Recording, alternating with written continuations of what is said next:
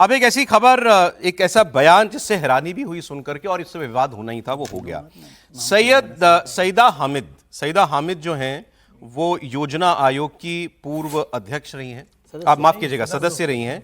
अच्छा, इनका एक बायोडाटा दिलीप मंडल साहब सीनियर जर्नलिस्ट उन्होंने डाला है, तो मैं कोट उनका रेफरेंस इसलिए दे रहा हूँ क्योंकि मैंने नहीं निकाला, उन्होंने डाला है तो इसलिए पढ़ रहा हूँ। ये पहले शिक्षा मंत्री मौलाना आज़ाद की शिक्षा सचिव पद्म भूषण ख्वाजा गुलाम सैयदीन की पुत्री हैं। सईदा हामिद इंदिरा गांधी के पीएमओ में सचिव थीं, पद्मश्री से सम्मानित की जा चुकी हैं, योजना आयोग की मेंबर हैं। अब इन्होंने क्या कह दिया? है, अब नहीं है। हाँ, अब मेंबर नहीं है, यूपीए शासन, यूपीए ऑब्वियसली। हाँ, योजना आयोग था ही कब तब, तो योजना आयोग है ही नहीं।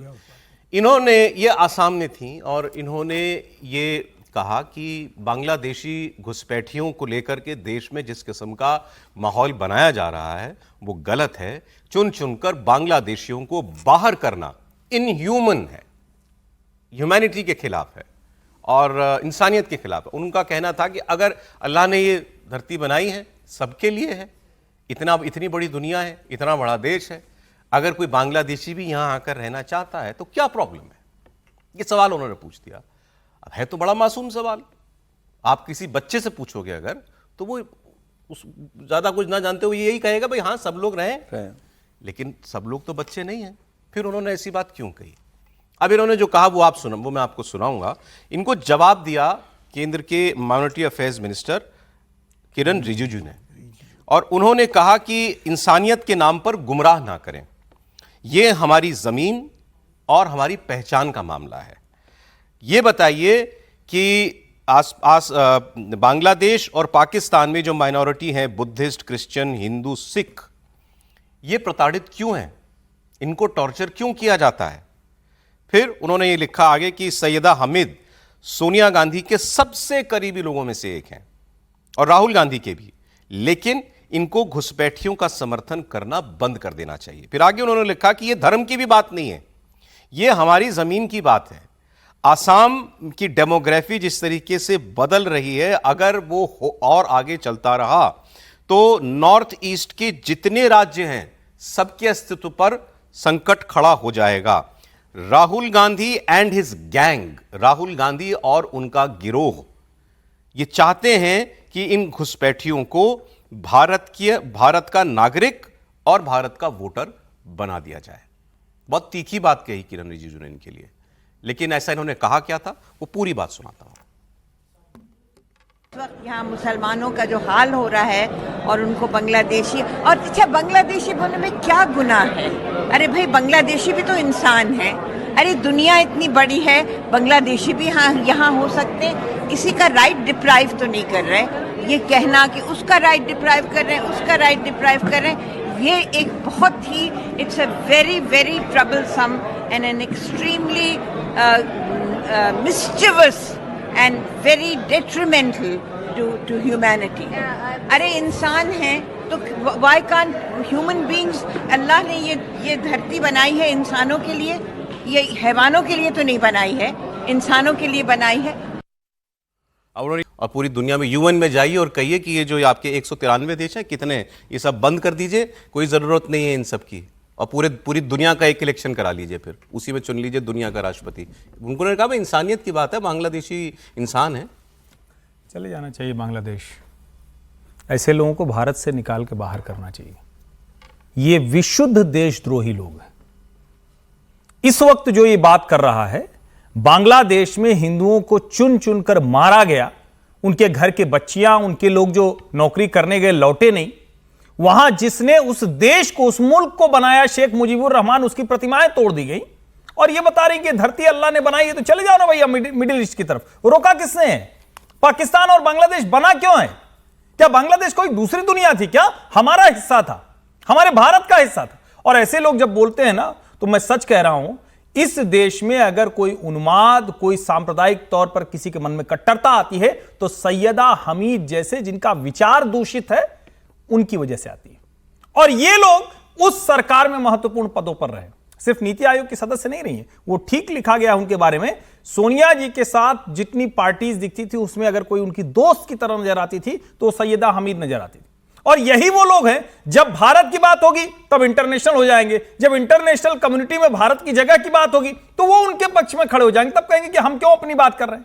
देश के तौर पर, संस्कृति के तौर पर हमारे अस्तित्व को खतरा है ऐसे लोग। और मैं फिर कह रहा हूं, इनको डिपोर्ट करिए, बांग्लादेश भेजिए इनको कुछ दिन के लिए। जो व्यक्ति बांग्लादेशियों को भारत में रखने की बात करे वो देशद्रोही है। नहीं, इस वक्त तो मैं इससे कम नहीं मानता हूं। दुश्मन देश है अभी हमारा दुश्मन देश है भाई, हमारा मित्र देश थोड़ी ना है। वहां के राष्ट्रपति को भाग क्या आना पड़ा है। ठीक है, केंद्रीय मंत्री रिजिजू साहब ने कह दिया कि सोनिया गांधी की खासम खास थी, राहुल गांधी की भी बहुत क्लोज हैं ये, और राहुल और उनका गिरोह चाहता ही है कि घुसपैठियों को वोटर बना दिया जाए, नागरिक बना दिया देश का। देखिए, सोनिया गांधी की खास हैसियत से बयान आए ना, तो बयान ही बता रहा है कि भाई सोनिया गांधी राहुल गांधी की विचारधारा की जो है कांग्रेस के उसके करीबी रही होंगी, तो कांग्रेस की सरकार में महत्वपूर्ण पदों पर रही है। आप कह रहे हो कि भाई भारत के अंदर रहने दो, वो भी इंसान है। क्या भारत सराय है, धर्मशाला है क्या भारत की भूमि कि कोई भी आके अगर रह जाएगा? किसी को राजनीतिक रूप से शरण देना बात अलग होती है, और किसी का एक पूरा जत्था अगर देश के अंदर रहे, जमीनों पे कब्जा करे, यहाँ की बहु बेटियों के अस्पताल के साथ खिलवाड़ करे यहाँ पर, और यहाँ पर का माहौल खराब करे, डेमोग्राफी बदले, वह बहुत गलत है। जो सरकार बार बार कर रही है, प्रधानमंत्री मोदी बार बार कर रहे हैं। उन्होंने बिहार में कहा, जब अभी बंगाल गया तो उन्होंने बंगाल में भी कहा कि भाई घुसपैठियों को हम रहने नहीं देंगे, घुसपैठियों के देश छोड़ना होगा। तो एसआर की एक्टिविटी के बाद जिस तरीके से लगातार समर्थन हो रहा है, तो समर्थन क्यों हो रहा है?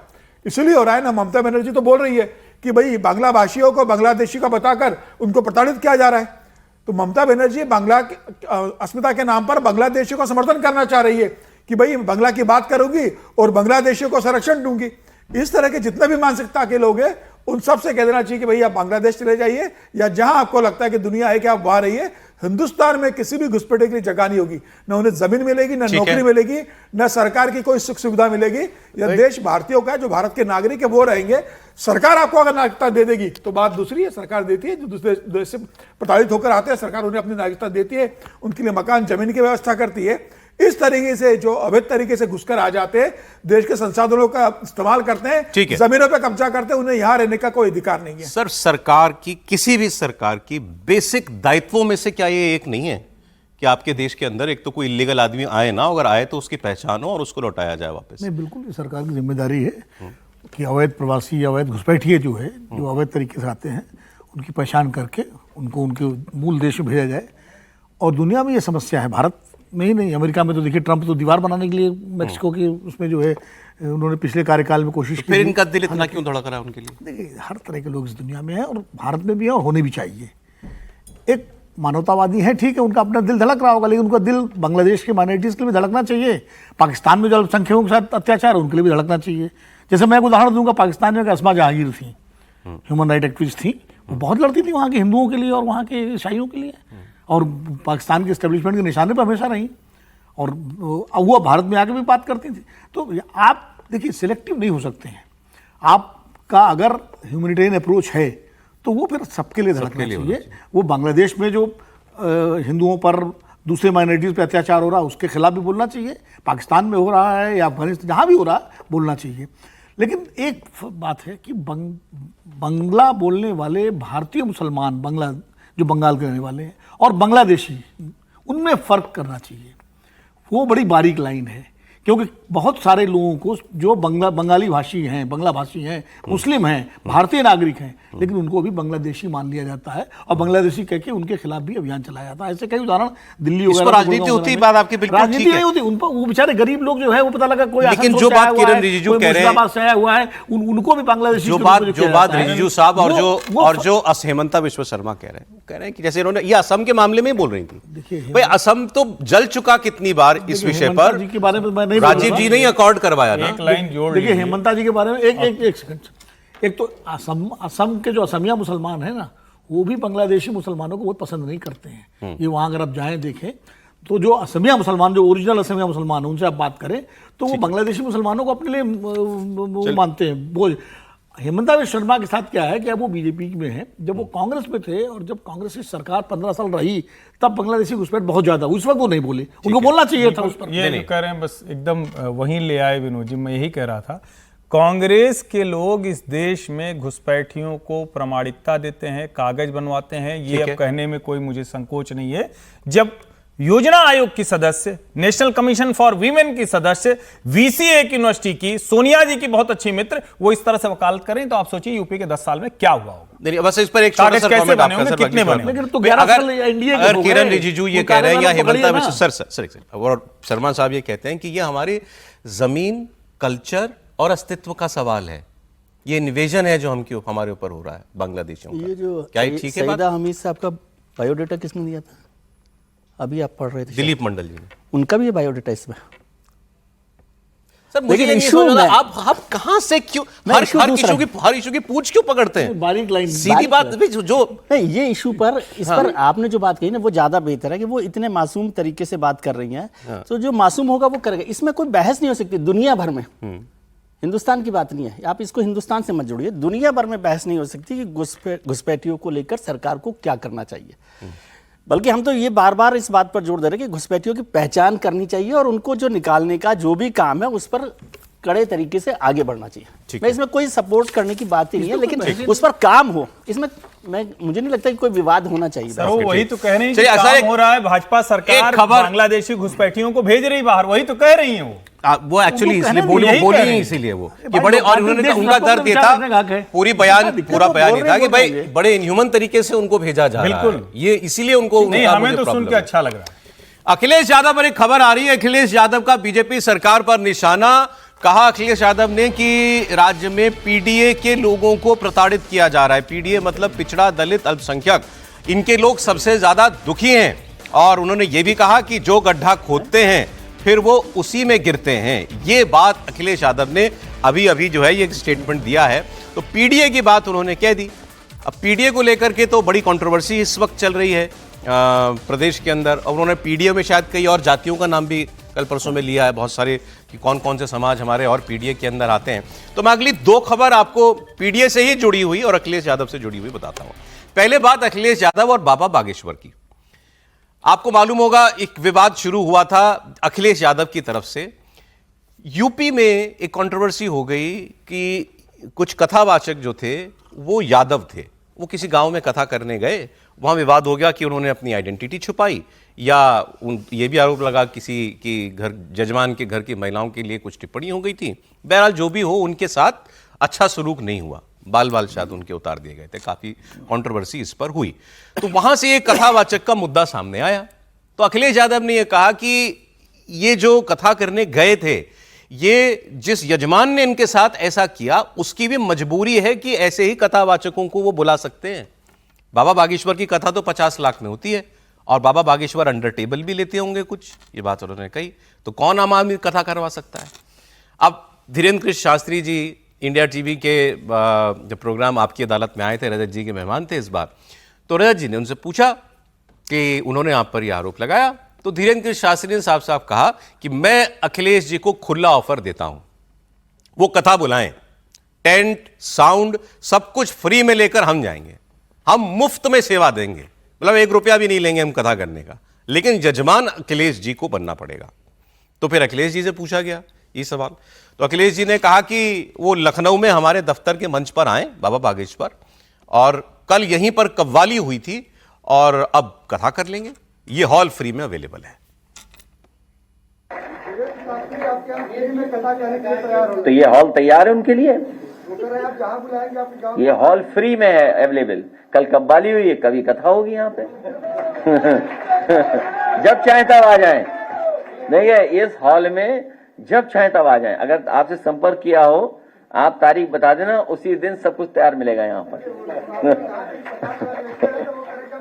ये जितने भी लोग हैं जो अच्छी बात समाज में फैला सकते हैं, उन्हें फ्री करना चाहिए। समाज को अच्छी दिशा देने के लिए, समाज में अपना सही जो हमारे धर्म की जानकारी है वो देने के लिए, क्योंकि हमारा धर्म जोड़ता है, हमारा धर्म प्यार का है, एक दूसरे को करीब लाता है। सदियों से हमने एक दूसरे से सीखा है, ऐसे दुनिया में कहीं परंपराएं नहीं जो अपने आए, लेकिन हमारा धर्म भेदभाव नहीं सिखाता, हमारा धर्म दूसरा रास्ता नहीं दिखाता। जब आना चाहे आए, अच्छी बात कहने के लिए सब अलाउड है, इसी हॉल में, इसी जगह पर, जब चाहे तब आ जाए, कोई भी साधु उसमें। अखिलेश यादव की बात सुन रहा था, वो कह रहे थे कि अगर आपको बागेश्वर बाबा की कथा करानी हो तो 50 लाख रुपए खर्च करने पड़ते हैं। गरीब आदमी तो हैसियत ही नहीं है उनसे कथा करवाने की। हम उनको निवेदन करना चाहेंगे आपकी अदालत के माध्यम से कि दक्षिणा हम लेते हैं, इसमें कोई संदेह नहीं, पर जितनी उन्होंने कही है उतनी अभी तक हमें मिली नहीं। उनसे हम कहेंगे कि उनकी श्रद्धा यदि जगे, हमारी कथा करवाएं। हम उनके गांव में जहां वो कहेंगे वहां आएंगे, टेंट भी अपना लाएंगे, साउंड भी अपना लाएंगे, यजमान उनको बनना पड़ेगा, 1 रुपया दक्षिणा नहीं लेंगे और कथा सुना करके जाएंगे। अब मैं तो इमेजिन करने लगा अखिलेश जी के कमरे में जो हॉल वो बता रहे हैं, ऑफर कर रहे हैं, अखिलेश जी बैठे हैं नीचे आलती पालती मार के और कथा कह रहे हैं आसन लगा करके। धीरेन्द्र शास्त्री जी, क्या सीन होगा सर? बड़ा अच्छा सीन होगा। अखिलेश जी बैठे हों, उत्तर प्रदेश के पूर्व मुख्यमंत्री हैं, बड़े नेता हैं, और अगर धीरेन्द्र शास्त्री जी कथा कह रहे हैं तो निश्चित रूप से सबसे बड़ी बात तो ये है कि वो सीन इसलिए भी अच्छा होगा कि अखिलेश जी की जो छवि है, जो आमतौर पर वैसे तो समाजवादी विचारधारा के हैं, समाजवादी पार्टी के मुखिया हैं, लेकिन उनकी छवि एक एंटी हिंदू के रूप में जो पेंट की जाती है, खास करके भारतीय जनता पार्टी के द्वारा, उनके नेताओं के द्वारा, तो कम से कम वो भी एक अलग दृश्य होगा कि वो कथा सुन रहे हैं और धीरेन्द्र शास्त्री जी, जिनको माना जाता है कि वो हिंदुत्व की प्रचारक भी हैं, कथा के साथ साथ वो कथा कर रहे हैं, तो इससे दोनों की छवि में थोड़ा इजाफा होगा। तो पीडीए संकट में नहीं आएगा? पीडीए क्या संकट में आएगा? कथा सुनने तो बहुत सारे पीडीए वाले भी आते हैं भाई, हिंदू धर्म में तो पीडीए भी है। ठीक है, देखिए उनको जो है धीरेन्द्र शास्त्री जी को की छवि में ये इजाफा होगा कि वो हिंदुत्ववादियों के अलावा वो जो गैर हिंदुत्ववादी वहाँ भी जाते हैं, तो उनकी छवि भी बदलेगी, और अखिलेश जी की जो एंटी हिंदू छवि बनाई गई है वो भी बदलेगी। तो बहुत बढ़िया सहयोग है। अखिलेश कभी नहीं कराएंगे कथा। मैं चुनौती देता हूं, अखिलेश यादव अपने पार्टी में धीरेन्द्र शास्त्री की कथा करवा लें। धीरेन्द्र शास्त्री ने तो कह दिया वो अपना सब कुछ साउंड सिस्टम लेके आएंगे, सब लेके आएंगे, 1 रुपया दक्षिणा लेंगे, 50 लाख भी अखिलेश यादव को नहीं देना है। वो इतना सेक्रीफाइस कर रहे हैं कि मैं 1 रुपया बुला लेनी चाहिए वैसे अखिलेश जी को कथा। कभी नहीं बुलाएंगे अखिलेश यादव, उन्होंने बोल दिया ना। अब अखिलेश यादव बुला ले, अगर अखिलेश यादव वास्तविक में हिंदू है, अगर अखिलेश यादव को अब ये शर्त मत जो लगाइए राम मंदिर नहीं जा कोई सकता सर, जो व्यक्ति राम मंदिर नहीं जा सकता, वो धीरेन्द्र शास्त्री के अपने कार्यालय में कथा करवाएगा? वो तो कव्वाली कराते हैं, मौलानाओं की बैठक करवाते हैं, और वो तमाम करवाएंगे, लेकिन उन्होंने कहा इसी हॉल में कव्वाली हुई थी, यहीं पर कथा कर देंगे। नहीं, लेकिन मैं थोड़ा सौरभ जी इससे विषय से हटकर भी मैंने कहा था 2 विद्वान और अनुभवी लोग हैं। नहीं, ये ठीक है। समीर जी की विद्वता देखिए अभी जो इन्होंने किया, ये दृष्टि है। ये कह रहे हैं कि अखिलेश जी कथा कराएंगे नहीं, और अगर आप ध्यान से देखिए इतना सुंदर प्रस्ताव था। रजत जी ने सीधा सवाल पूछा, सीधा जवाब आया कि हाँ दक्षिणा लेते हैं, सब कुछ लेते हैं, लेकिन अपना टेंट, साउंड, सामियाना सब लेके आएंगे, आप जजमान बन जाइए। कितना सुंदर दृश्य होता। मुझे पार्टी कार्यालय का तो बिल्कुल सुंदर दृश्य नहीं लगता। धीरेन्द्र शास्त्री जैसा इतना बड़ा कथावाचक उस छोटे से हॉल में कथा सुनाएगा, वो भी उनको ये भी बताना है कि कल यहां कव्वाली हुई थी, आज कथा कर लो। तो उनका अपना एजेंडा है। सुंदर दृश्य तब होता जब अखिलेश यादव कहते हैं हाँ हम कराएंगे, सैफई में अपने गांव में अखिलेश यादव और डिंपल आप कह रहे हैं जवाब में भी अखिलेश यादव ने वो मान नहीं दिखाया? नहीं, शास्त्री वो तंज किया, हास्य किया कि होती रहती कथा, यहीं कर लो। उनको आप देख लीजिए ना, आप फिर से चला दीजिए, बाइट चला दीजिए। लेकिन सुंदर दृश्य ये न होता। सुंदर दृश्य तब होता जब अखिलेश जी और डिंपल जी जजमान के तौर पर बैठते, धीरेन्द्र शास्त्री उनके गांव में बढ़िया कथा सुनाते, सैफई में दूर दूर से लोग आते और उसको हम लोग चर्चा करते। सर पीडीए पे एक और खबर है, इस पर आपका लेकिन क्या कहना है? नहीं, मैं अखिलेश जी को बेहतर तरीके से रेस्पॉन्ड करना चाहिए था कि ठीक है आए वहां पर, न तो वैसे न वो आने वाले हैं न वो करने वाले हैं। फैक्ट तो ये है, हम लोग ऐसी चर्चा कर रहे हैं क्योंकि हमारे पास भी कोई बात नहीं है इसलिए, लेकिन उनको अच्छे से बोलना चाहिए कि हाँ आए, स्वागत है, इसमें क्या हो गया। और फिर मैं कह रहा हूँ आप उनको इतना कहते हैं, विनोद जी ने नहीं बताया, विनोद जी को बताना चाहिए था कि समाजवादियों ने तो रामायण मेला करवाए, लोहिया जी ने करवाए हैं, तो समाजवादी कोई ऐसे रहे हों एंटी हिंदू? नहीं, समाजवादी नहीं रहे कभी, वो तो मुलायम सिंह के समय से और लालू जी के समय शुरू हुआ। मुलायम सिंह तो सबसे बड़ा लेकिन एक पॉजिटिव रेस्पॉन्स भी करना चाहिए हमेशा। कभी नहीं रहा, हमेशा एक तंज के साथ गोली चलवा दी। हाँ, मतलब हर बात में तंज भी अच्छा की जरूरत नहीं है उसमें। कहते हैं सीधे वो कहते हैं बड़ा अच्छा प्रस्ताव है, कभी मौका आएगा तो जरूर कराएंगे। बस इसमें तो हमें सोचता ही नहीं कोई ये कहे कल यहाँ कव्वाली हुई थी, ये रेफरेंस देने की कोई जरूरत थी? इसमें भी बैलेंस किया, इसमें भी बैलेंस किया, इसमें भी उनको पहले कव्वाली याद आई, पॉजिटिव तरीके से भी कह देते हैं हाँ ठीक है बहुत अच्छा प्रस्ताव है। हम जाति कर रहे हैं अखिलेश यादव के साथ। गंगा जमुनी संस्कृति में कव्वाली का भी स्थान है, वो भी एक सूफियाना। गंगा जमुनी संस्कृति कहाँ से आ गई सर? गंगा भी हमारी, जमुना भी हमारी, इसमें संस्कृति कहाँ से आ गई? गंगा जमुनी की संस्कृति नहीं तहजीब नहीं, गंगा जमुनी संस्कृति कैसे हो गई? गंगा हमारी, जमुना हमारी, तो हमारी संस्कृति हो गई सर। तो ये गंगा जमुनी कैसे, आप रिलेट तो कीजिए, इस पे एक लाइन बता दीजिए ना, गंगा जमुनी संस्कृति कैसे हो गई? गंगा और जमुनी का जो दुआबा है हाँ। जिसके बीच में जो है जो संगम है, इलाका है वहाँ संगम नहीं, पूरा उत्तर प्रदेश का जो इलाका जो दोआबा कहलाता है, उसकी जो साझी संस्कृति है वो है गंगा जमनी संस्कृति। अरे सर कमाल कर रहे हैं, गंगा भी हिंदुओं की, जमुना भी हिंदुओं हिंदू की, मुसलमान कहां से आ लीला गए? गंगा, उसमें उसको गंगा क्यों भी जोड़ हिंदू रहे हैं? मुसलमानों नहीं, नदी हिंदू मुसलमान नहीं होती, लेकिन गंगा आप तो भारत वही की कह रहे है, हैं, कव्वाली कथा को हिंदू जोड़ा भारत की, मुसलमान भी सर भारत के। कव्वाली कथा कैसे जुड़ सकती नहीं, है क्यों नहीं जुड़ सकती है सर? अब क्यों ये नहीं तो- जुड़ सकती है? ये तो आपकी अरे ये कथा तो के अखिलेश मंच- यादव वाली कथा के मंशा होगी। मंच पर तो देखिए फिल्मी सर गाने होते हैं, सर एक आप कव्वाली नहीं सेकंड, जुड़ वैसे तो देखिए कव्वाली जो है वो ईश्वर के लिए भी होती है और महबूबा के लिए भी होती है, दोनों के लिए होती है। कव्वाली एकदम अलग चीज है, कथा एकदम अलग चीज है, दोनों अलग के है, भाव अलग हैं, अलग है। लेकिन आपको उसमें भी मैं लेकिन ये विरोध भी- कम्युनल है। नहीं कम्युनल ये जो Real आप communal ना ये जो आप विरोध देख रहे हो, जिसमें कव्वाली आप कथा किसी चीज का विरोधाभासी नहीं है, कम्युनल ये है। जहां कुछ है ही नहीं है, जहां सीधे सीधे था कथा होनी, अखिलेश जी कहते हैं मैं नहीं कराऊंगा। जब अगर अच्छा कव्वाली बोल दिया तो आपत्ति कहां से आ गई? उन्होंने ये तो नहीं कहा कि कव्वाली साथ में हो, नहीं किए उन्होंने सर। कव्वाली होती है, उन्होंने कथा भी होती है। जानबूझकर बैलेंस करने के लिए ये किया, कथा के सामने कव्वाली का संदर्भ रखा, जो पूरी तरह से गलत है। ये तरीका नहीं आपकी हो नजर में सकता। गलत होगा, लेकिन समाज की नजर में गलत नहीं है सर, आपके लिए गलत होगा वो, समाज क्योंकि तो- इस देश में कथा और कव्वाली, मुशायरा, कवि सम्मेलन ये सब होते रहे हैं साथ साथ। सर वो आपके ये एक नहीं से होते अच्छा होंगे। ब्रेक का भी मेरे समय हो गया, वो कह रहे हैं एक शुद्ध धार्मिक काज है कथा अरे भाई तो और उन्होंने क्या दूसरा नहीं है, तो नहीं, इसलिए बोल इसलिए दिया तुलना तो ना अपराध करें। कर दिया क्या? ये कव्वाली बोल दिया तो अपराध कर दिया। अब सर अपराध नहीं, तो कव्वाली कुछ नहीं नहीं बोलना है। चाहिए था। कौन सा कोई एफआईआर हो जाएगी?